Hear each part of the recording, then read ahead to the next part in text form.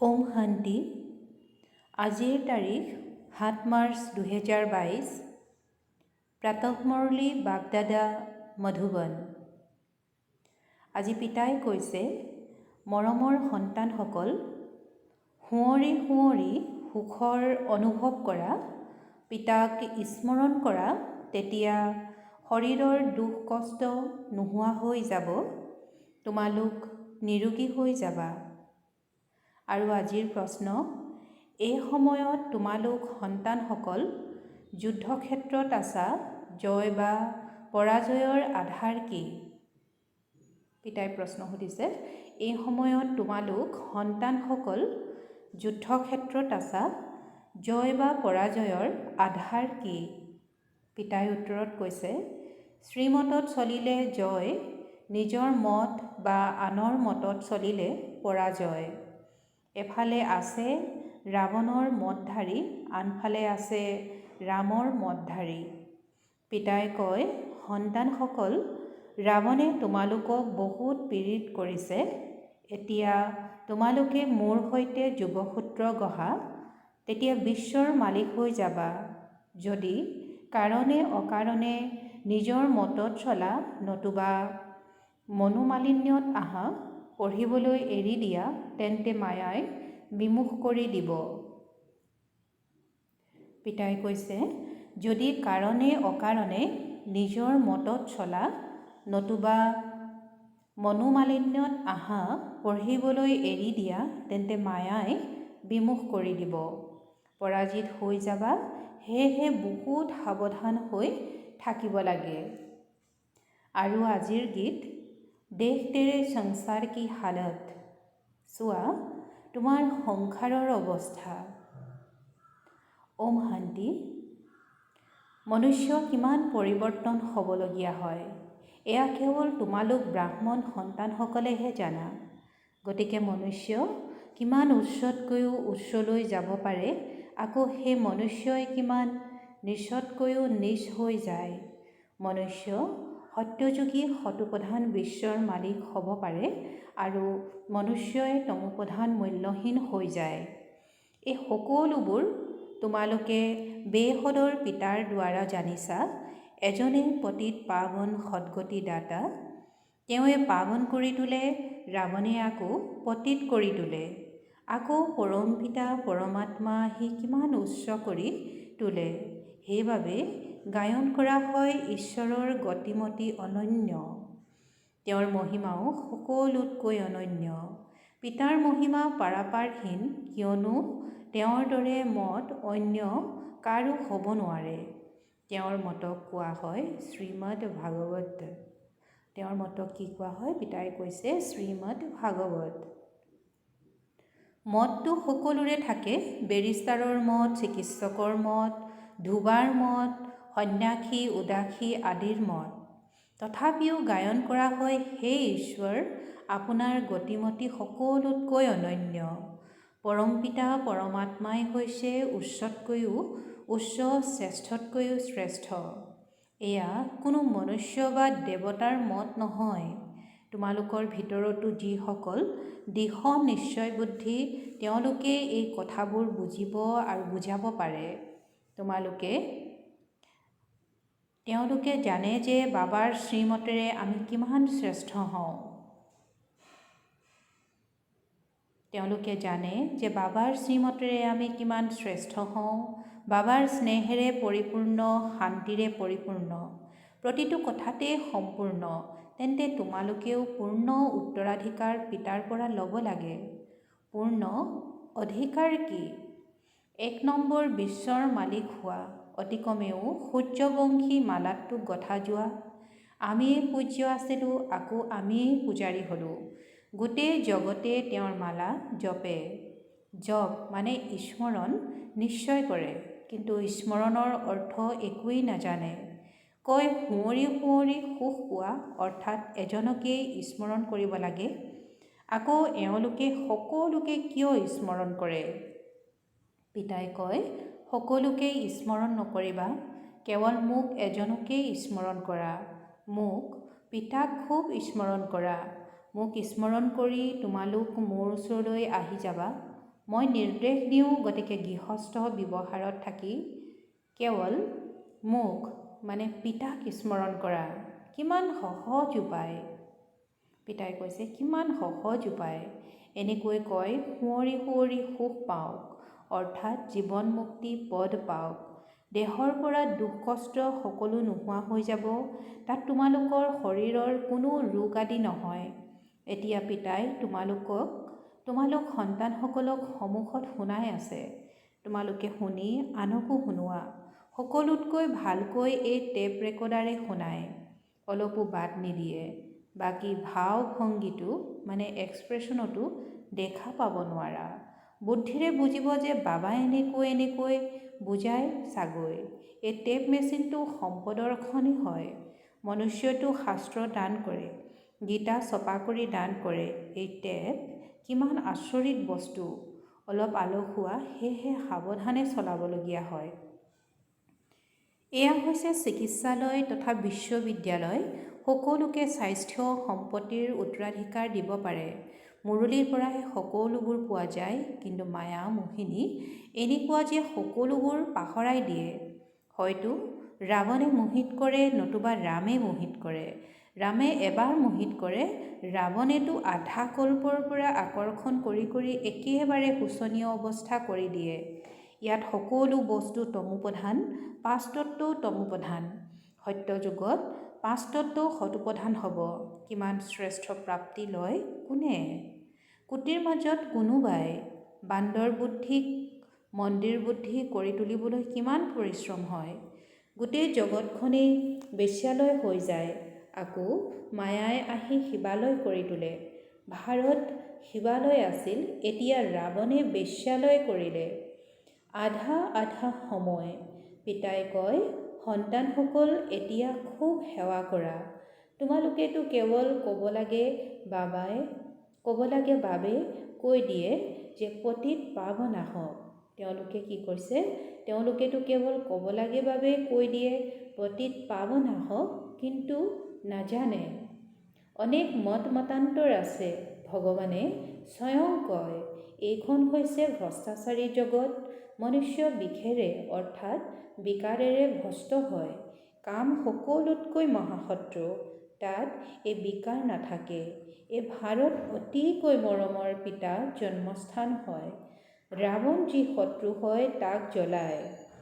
যেনেকৈ দেৱীসকলৰ চিত্ৰ সাজি পূজা কৰি আকৌ ডুবাই দিয়ে। এই সকলোবোৰ হৈছে অন্ধশ্ৰদ্ধা। পিতাই কৈছে এই সকলোবোৰ হৈছে অন্ধশ্ৰদ্ধা। খ্ৰীষ্টান ধৰ্মযাজকসকলেও এনেকুৱা কথা শুনাই বহুতকে ধৰ্মান্তৰিত কৰে।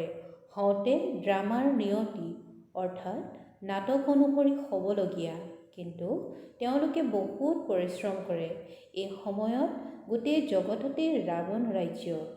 এই সময়ত সকলো ৰাৱণৰ শ্ৰী মতত চলি আছে। পৰমপিতা পৰমাত্মা পতিত পাৱন, যাৰ মহিমা সকলোতকৈ অধিক, তেওঁ সৰ্বব্যাপী বুলি কৈ দিছে। মনুষ্যৰ অন্য কোনো শত্ৰু নাই। মায়াৰ বাবে মনুষ্য পীড়িত হৈ আছে। মায়াৰ পৰাটো একমাত্ৰ পিতাহে আহি ৰক্ষা কৰে। অন্যটো কোনেও ৰক্ষা কৰিব নোৱাৰে। মই তোমাৰ চৰণত পৰিছোঁ, প্ৰভু মোৰ লাজ ৰাখা। এনেকুৱাও গীত আছে, এতিয়া তোমালোকক ৰাৱণৰ পৰাই ৰক্ষা কৰে। ৰাৱণে কিমান পীড়িত কৰিছে। বাবাই কয় এটা ৰাৱণে লৈ যায় আনফালে।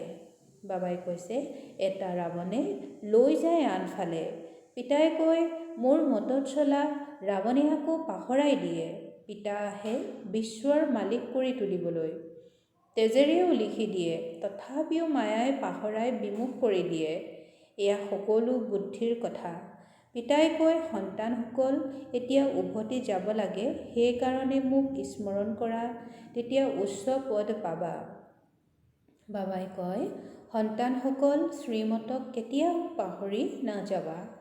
বাবাই কয় সন্তানসকল শ্ৰীমতক কেতিয়াও পাহৰি নাযাবা।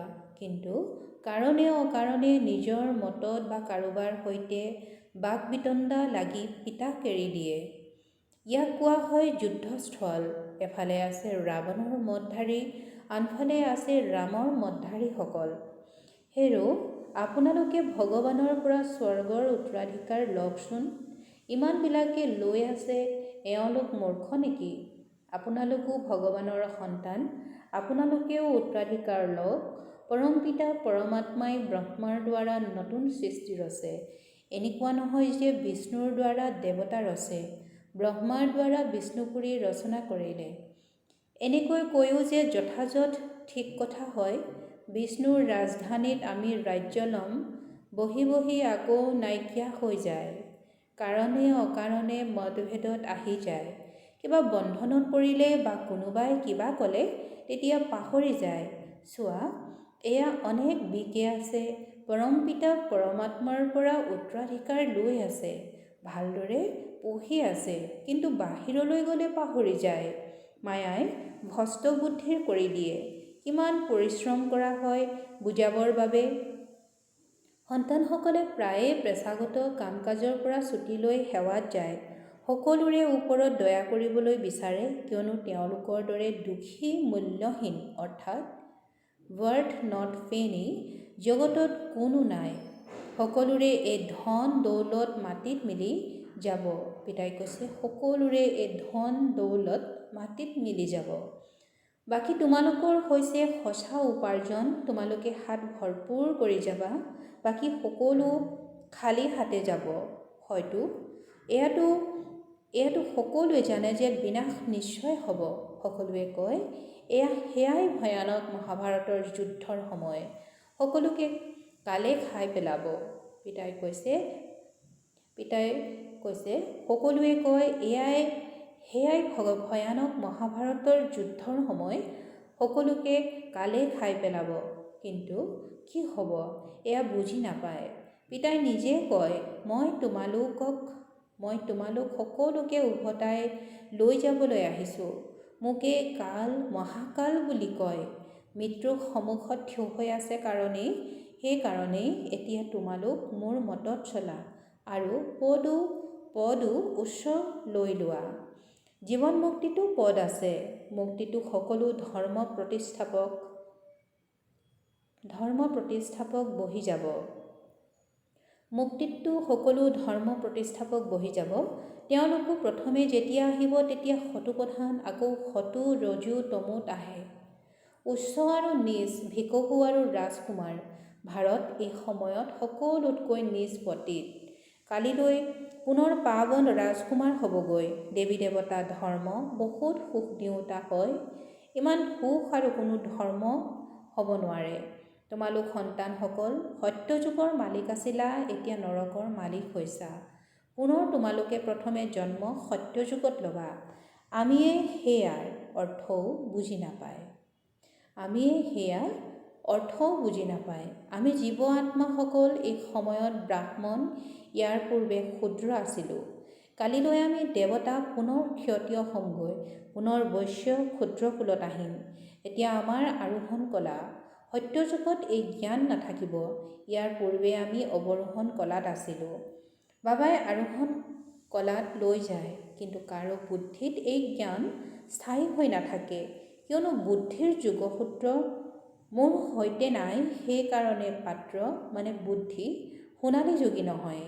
পিতাই কয়, কেৱল বাবা বাবা বুলি মুখেৰে ক'ব নালাগে, কিন্তু বাবাক ভিতৰি এনেকৈ স্মৰণ কৰিব লাগে যাতে অন্তিমৰ স্থিতি অনুসৰি গতি হৈ যায়। দেহৰ বোধ এৰি নিজক আত্মা বুলি বুজা।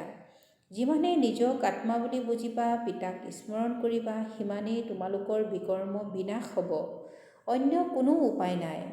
ভগৱানুবাচ, তোমালোকে সকলোকে বুজাব লাগে যে এয়া তোমালোকে যি যজ্ঞ তপ দান কৰা, ইয়াৰ দ্বাৰা মোক পাব নোৱাৰা। এতিয়া তোমালোকতো একেবাৰে পতিত হৈ গৈছা, এজনো মোৰ ওচৰলৈ অহা নাই। নাটকত অন্তিমলৈকে সকলো ভাৱৰীয়া থাকিব লাগে। যেতিয়া নাটক পূৰা হ'ব তেতিয়া সকলো উভতি যাব লাগে। আত্মা বৃদ্ধি হৈ গৈ থাকে, মাজতে আঁতৰি যাব নোৱাৰে। স্থাপনা কৰোঁতাসকলেই ইয়াত বহি আছে। 84 জন্ম ল'ব লাগে, বৃক্ষজোপাই জৰ্জৰিত অৱস্থা পাব লাগে। এয়া বুজিবলগীয়া বহুত ভাল কথা।